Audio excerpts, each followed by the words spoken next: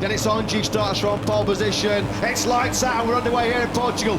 Great start from Oncu from that pole position. Mario Aggi got away pretty well as well from second place on the grid. Tatai's made a superb start from fourth. Looks like he might get up into second place. And look at Sergio Garcia. Lightning launch away. Garcia from sixth to third. Garcia got a very good launch. He got picked off, as you saw, into turn one. Both the Leopard riders didn't get away well. So Tatsuki Suzuki, you see, has already gone back 2 spots. So no real progress for Deniz Oncu. He's really mired in the middle of the pack into turn 3. Yeah, he was getting a bit beaten up there, wasn't he, into turn 3. Deniz Oncu, a corner that's not been too kind for him at all. He lost the World Championship here last November after that controversial collision with Darren Binder. Oncu has dropped down to 17th place through sector 1. Yeah, he's lost 5 places early on. Scott Ogden's held his place off the line. He's still in 8th. Ethan Guevara, teammate to Sergio Garcia in the Aspar squad, has also made early progress. He's up inside the top 6, just behind. In fact, he's now just cleared Lorenzo Fallon up to 5th. Oncu just exactly where he wanted to be, then made the dream launch from pole position, and now he's just got Sergio Garcia for company. These two are already threatening an early breakaway here.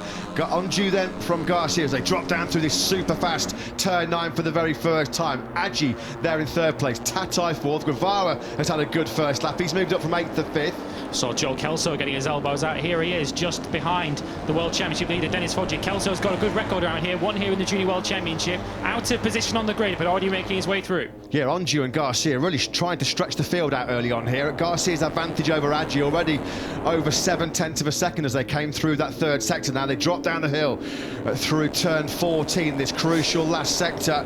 Thought Guevara was going to run a little bit wide there through 14. There's no way through, though, for Carlos Tatai. Now then, down this daring, really breathtaking, sweeping downhill turn number 15. It will be Oncu that looks like he'll have the advantage and lead at the end of lap 1. Although here comes Garcia on the inside. Oncu just ran a little bit wide there on the exit, and Garcia will lead. He was wide right the way through there. The start of that long final right-hand, Oncu was already wide, and he never really got it back onto line as they come across the line. Guevara has made great progress. Look at him already, straight up into 3rd position. Mario Aggi's been beaten up a little bit on the start-finish straight. Came across the line in 4th, but he's already dropped another couple of spots. It was a real poor first lap from Deniz Oncu. He lost all of those 5 places, down to 17th in the 1st sector. He didn't make any progress further forward, so Oncu at 17th at the end of lap 1. Yeah, there's a big gap ahead of him as well. I was just trying to catch him as he came through turn 3. There's already a bit of a gap ahead of him up to Stefano Nepa, so Oncu finding it very, very difficult to make that early progress. If you're going to make progress in this Moto3 race and try and get yourself into that leading group, you've got to make it quickly. Oncu hasn't done so.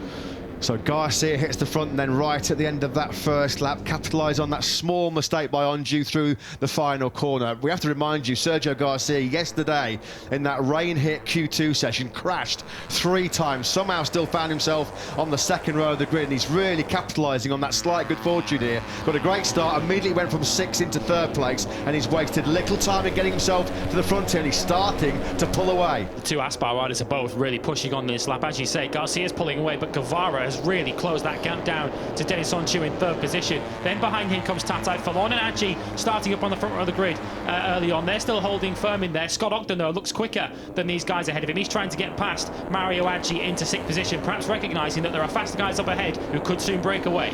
Yeah, we saw this in Mandalika, didn't we, unfortunately, for Aggi. He was great in a wet qualifying session, and then in a dry race, he started to go backwards, found it really difficult to run the hot pace at the front. He's hoping that history doesn't repeat itself here this afternoon in Portimao. As Lewis said, under real pressure here from Scott Ogden. Oncu again runs that wider line through turn number 15. Now then, is Guevara going to use some slipstream on the gas machine? He certainly is. Over the crest, through comes Ethan Guevara. It's a gas Aspar 1-2. Yeah, we saw them work together in Argentina, or attempt to work together. Oncu coming back through now on Guevara by the looks of it as we cut to the race leader, Sergio Garcia.